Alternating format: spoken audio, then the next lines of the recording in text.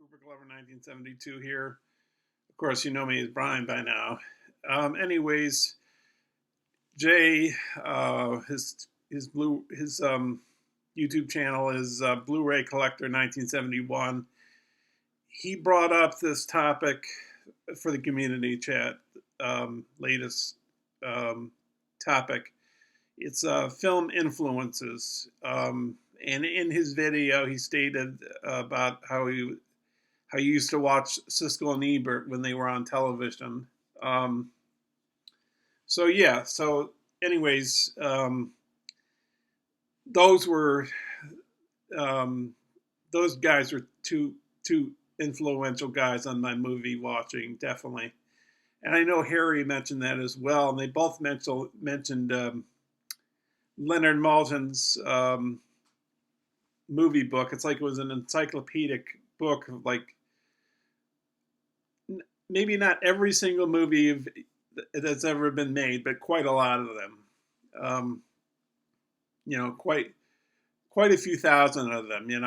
A lot. And but in this day and age with the internet, it's right at your fingertips. It's all you have to do is type in the computer and you have it right there in front of you. Whereas, back in the 90s and back in the 80s, you had to dig into various books to find information. So I'll try to say this in a chronological fashion and try to make this not too long a video so I can say what my influences are and all that kind of stuff, and how how people like on YouTube, how critics, how various types of influences have guided the way I watch movies. So anyways, I guess the first way I probably was influenced to watch movies was through my parents. When I was a kid, I'd go to the Cleveland Art Museum. That's where I was born, in Cleveland, Ohio. And the Cleveland Art Museum, I don't think it's the case anymore, but they used to have free movies on Saturdays. And I started to tread on the same material here that I did in a previous community chat about movie going and what have you. So they'd show movies for free. They wouldn't show a brand new movie. They when Star Trek II came out in '82, they had the original Star Trek movie that came out. I think it was '79. So they had that. They had some one week they had Oliver by Carol Reed. That film won Best Picture over 2001: A Space Odyssey. Go figure. But I guess 2001 was a little past the Academy's heads as to what kind of film is this or whatever. When they couldn't. Well, I don't know if I should get into a spiel about that, about Academy Awards. Sometimes maybe they did sometimes the actor or the director deserves what he or she put into the movie, like they really deserved an award, and the other time it seems like it's just favoritism or so. But anyways, so my father used to take me to the Cleveland Art Museum, me and my brother. So we'd see movies for free. We saw 20,000 Leagues Under the Sea. I think James Mason's in that, I think. So, that was one of my early influences. And then I started reading books about movies. As I said before in a previous community chat, a lot of the foreign films I like so much. And that was another community chat topic, was what kind of genre film you like to watch. And I sort of sidestepped that in a way because I said foreign movies and not really like horror movies or dramas or action movies. So I said foreign because you're experiencing a different culture, and you're also seeing what keeps us, what makes us similar, because we all cry, we all laugh, and all that stuff.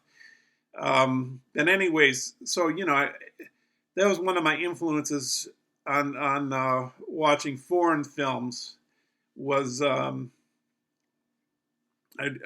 take these books out of the library where I lived, and I would see all these images, you know, Seventh Seal and some Michelangelo and Antonioni movies and Kurosawa and you know, Ozu, I think, maybe. I think Ozu.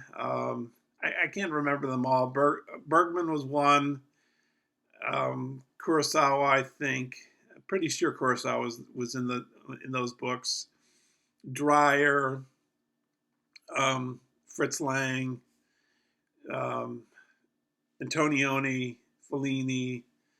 You know, so I was aware of those filmmakers before basically I saw them, and that because of what I saw in those books, I was entranced. I was intrigued to really see them, and then I started seeing them in like my late teen years. You know, I would see the Seventh Seal, which is like one of the gateway foreign movies, like Seven Samurai, and you know, then I would see Yojimbo and Ron and what other movies?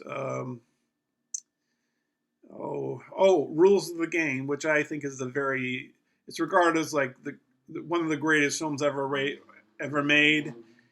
I don't agree with that. I think it's overrated. I think it's one of the most overrated. Maybe it's one of the most overrated films of all time. I don't know, but I don't. It's sort of like my opinion of not all of Tarantino's films, but you know, for me, Tarantino is kind of an overrated director. I mean, he's directed some good films, and I know there's defenders of Tarantino, and I don't mean to be.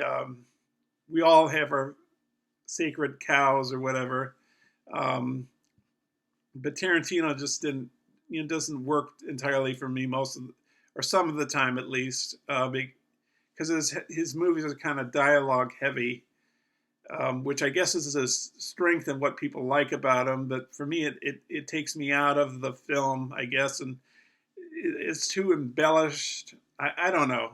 I'm digressing. And then I started watching Siskel and Ebert when I was a teenager, and I had some books of his, and they had some really interesting reviews. Like maybe one of the most famous reviews was Blue Velvet. Where Roger Ebert was talking about how Isabella Rossellini was naked in the film on the Kyle MacLachlan character's lawn, and he found that very troubling, I guess you could put it. Siskel said, I'm sure she's fine.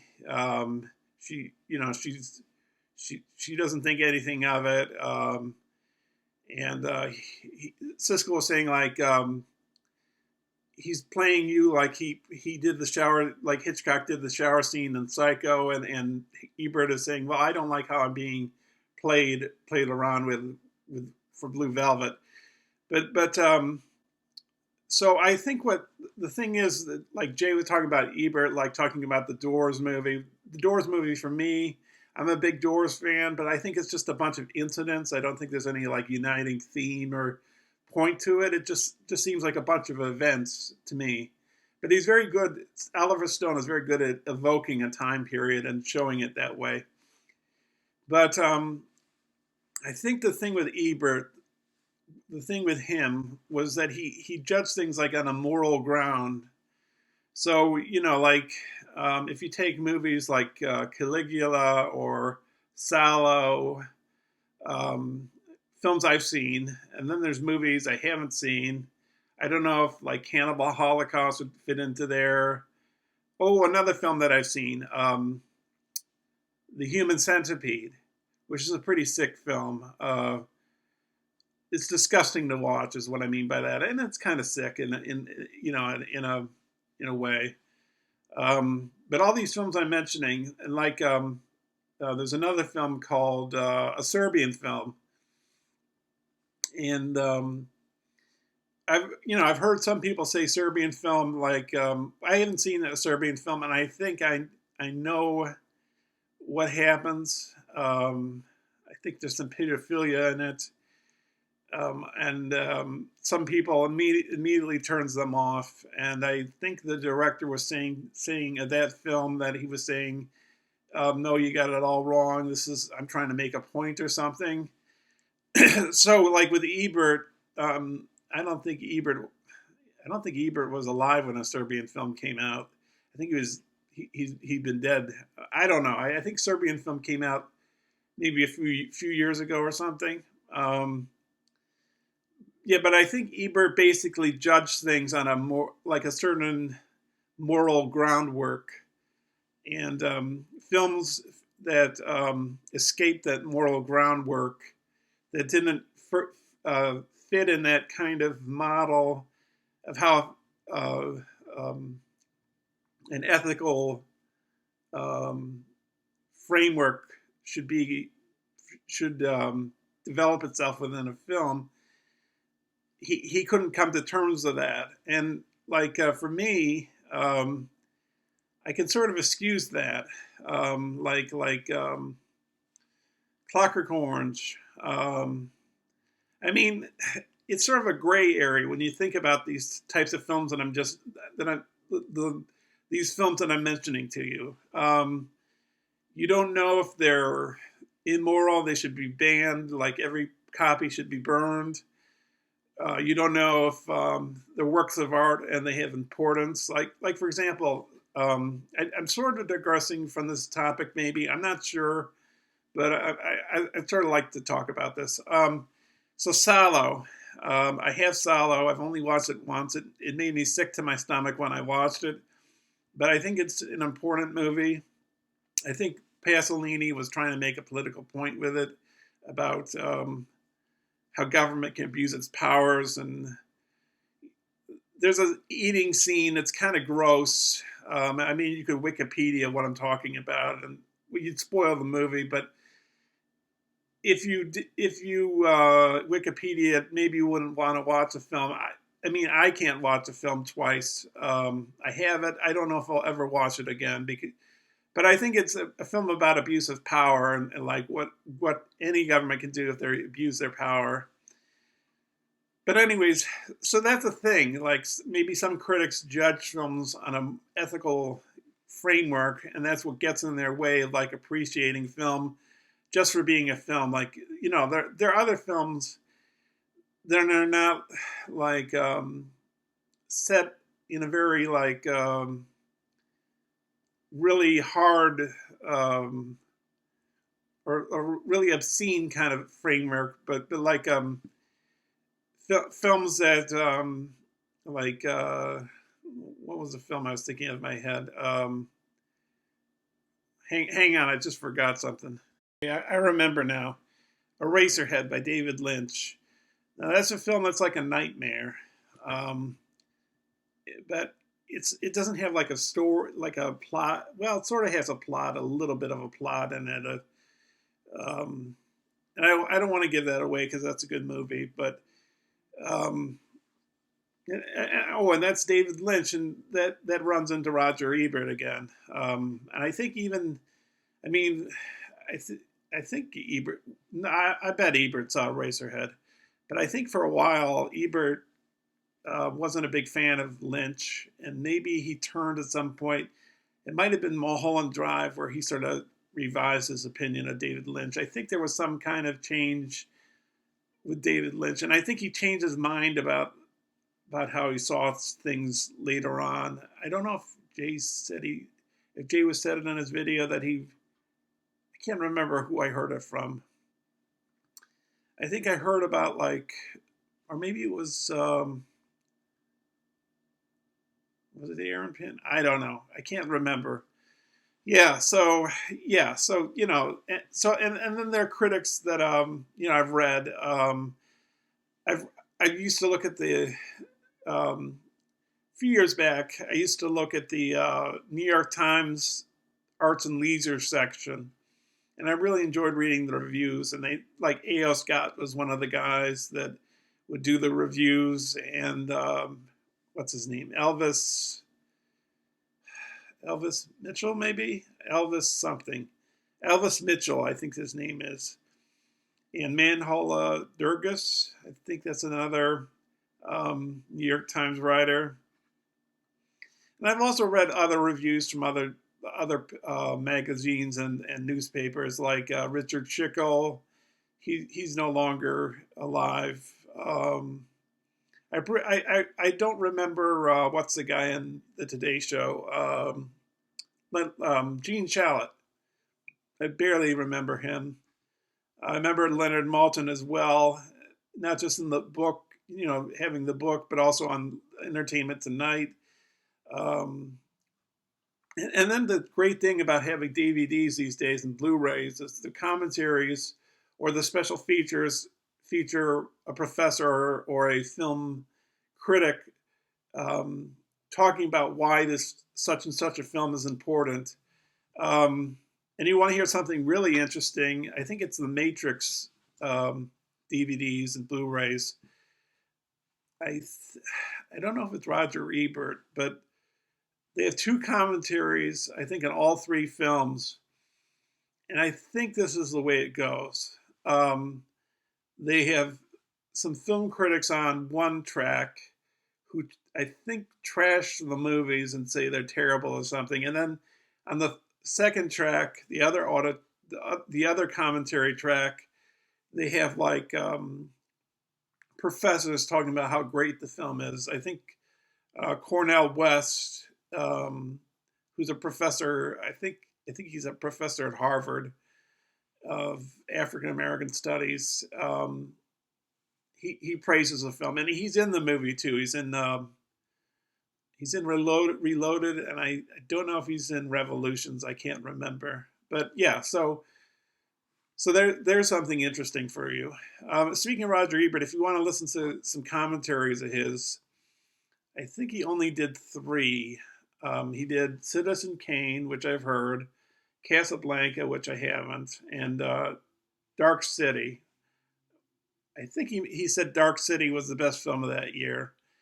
And then I think maybe it was Aaron Pinn's stream. By the way, I'm gonna plug somebody right here. Aaron Pinn. He does streams basically every day. Maybe a day here or there won't be one of his streams, but generally speaking, he's got a stream on. Usually in the evenings. And he tells about sales coming up, and he tells about what you should have in your movie collection. Very interesting YouTuber. So what was I saying about Aaron Pinn?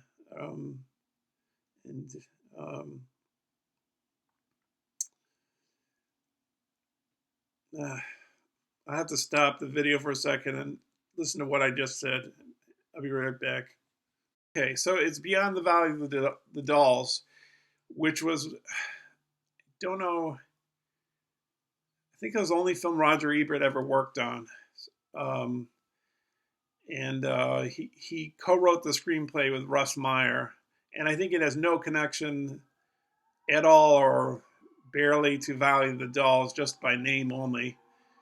And but anyways, I think I have the criterion of that. I haven't delved into it. I haven't looked at it that much.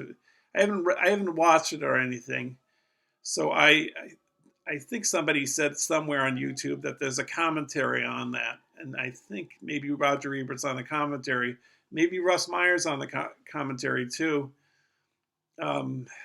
Yeah. So that so commentaries influence. Are a good influence, I have these BFI books I've bought in the fairly recent past. I have a ton of them. If you go into if you go on the videos on my channel and scroll down, you'll see some streams that I did of my film books, and one of them I show, I think, basically all of my BFI books, which are these really small monograph. They're called BFI monograph books, I think, or something. They had pictures of the movie in there, and then they compare it with other movies, and you think, maybe I should take a look at this movie that influenced this movie, like for example, Alien. Alien was influenced, I believe, by a film called Planet of the Vampires, directed by Mario Bava. It was also influenced by another movie called Dark Star, which was directed by John Carpenter. I think John Carpenter's first movie, if I'm not mistaken. And Dan O'Bannon, who was in that movie, Dark Star, wrote the screenplay. Was it Ronald Shusett? Co-wrote it, and it was later made into Alien, as we know it now, directed by Ridley Scott. So, but anyways, yeah. So there's that. There's going to these movie theaters that I've gone to in the fairly recent past, like the Jacob Burns Film Center in Pleasantville, New York. I used to go there with my friends, like literally 3-4 times a week. It was like a 45-minute ride from where I live. And then we've gone to, in Yonkers, the Alamo Draft House, which is maybe an hour and a half away or something. And it was like 15 times or something like that. Basically, not to see new movies. We saw old movies like RoboCop, Scarface, Amelie, Shockwaves, Boxer's Omen, Texas Chainsaw Massacre, presented by Joe Bob Briggs himself. Big Lebowski, can't remember. But yeah, and they serve you food and it really creates a great atmosphere for watching a movie. And they throw you, now I think I'm going into another video that I put on the community chat, but I'll say it again. They don't let you in like after the last 10-15 minutes, and they throw you out if you talk. And you're not allowed to enter back in the theater after that. So, so have I covered all my bases? Yeah. So the books got me into it. Watching the movies when I was young at the theater too. Watching tapes. I mean, it just blossomed more and more and more until I started becoming a collector of DVDs and Blu-rays and going to the theaters. I used to go on the multiplex a lot more than I do now. Well, I don't really do it anymore, but yeah. So I think that sums up the video. Anyways, check out Jay's video. I'm going to leave a link underneath after I upload this to YouTube, and check out Harry's video. I'll put a link to his too. And their channels are Jay's channel is Blu-ray Collector in 1971, and Harry's channel is MACCAPHOTOS. So I'll leave links to those, and guess it does it. Okay, so thanks for watching. I guess I thought I wouldn't be long, but I guess I'd go out on a tangent and really go out on these things. And I'm thinking of maybe I can do it tonight. It's 9:24 at night on a Saturday, Eastern time. I think I can do my film reviews for tonight. I think I can pull that off. And the next video after that, I think I'm gonna. I watched the first Ring movie, the Japanese Ring film, Ringu. I have the Ringu box set from Arrow, and I bought the for a few dollars where I work. In the library where I work in the basement, they sell used and new DVDs and Blu-rays. And I got the double feature Ring 1 and 2. I think it's a double feature case. I've only seen Ring 1, Naomi Watts, and now I've seen Ring 2, Ringu 1 from Japan last night. So I'm thinking of doing a special video just devoted to the Ring series. So I'm going to get off now. I've been on too long. I've got a whole bunch of GarageBand videos that I've just been sitting around collecting digital dust, if you will. So anyways, all right. See you later. Bye now. I guess the video is going on for a little longer because I didn't cite YouTube, and I should have done that. I don't know. Anyways, so let me just talk about YouTube for let me just try to be as brief as I can because I'm going on forever on this video.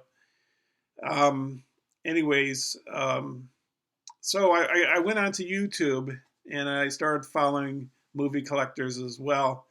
I think it was like 2006 when I first got the internet at my house where I used to live. I think the first two YouTubers who collect movies that I started watching were Cool Duder and Wet Movie One. Then Dina DVD. Aaron Pinn was kind of early. And then through Dina DVD, I found a guy called a guy named Roger, who's in Illinois, and he's done some streams, and through him I met a whole bunch of people. Sasha, Sexy Monkey, that's his channel, and Roger's channel Downstar, and then I met other people like Jace, and then another channel of his is Movie Man Jace. I think he has Jason Movie Man Jace. His other Australian friend Paul, and then I met Sasha. Oh, I said Sasha, and I met LJ Draco, and LJ Draco's movie channel. And Gray Volstix. That's what his name is. His YouTube channel name is, and CP, John Steele, Robbie, Leroy, Trini. Who am I forgetting? I'm trying to remember everybody. Forgive me if I don't remember your name. If I did a video on shout outs. So if you're not mentioned here, check over there maybe. I probably mentioned you in that video, if you don't mention you here. So I met those people. I think I've covered them all, I think. Disregarding Henry was another I found through Roger. And then I found some more people, even a little later down the road. And I think it started through Gray 1951 with those people. Mike, Gray 1951. And then there was, who was next? How did I get to who was next? DVD Collector 1974, James, and Ian, All Things Film. I think I found both of them through Mike. And then, how does it go next? And then Bob, what's his title? Oh, I'm trying to remember your title, your YouTube channel title, Bob. Robert Harrison 2.0. I think that's it. I think I found him. I don't remember how I found him. I think, yeah, I knew before they formed the Grumpy Old Gentleman. I knew. I used to watch his channel. I still do watch him, but I've watched in the past his like weekend reviews. I can't remember how I found you, Bob, exactly. And then who else is there? I'm trying to remember. And then Jay, whom I met recently, maybe within the last few months or so, and his channel is Blu-ray Collector 1971, and then Harry, MACCAPHOTOS. I met him probably around the same time period. I'm trying to remember. Oh, and another YouTuber I found fairly recently. Maybe I said most of these people in my shout-outs video. Daisuke BEPPU, who's in Japan. He does some streams talking about movies, and he lets people pick the film. And have I covered everybody? There's so many people. I subscribe to like 400 people on YouTube, and obviously I can't get to everybody. Not all of them, of course, are movie people. There are other categories like music, for example, and other stuff. So I think I'm going on too much. I'm going way on too long now. So now I'm going for good. Catch you in the near future. Bye for now.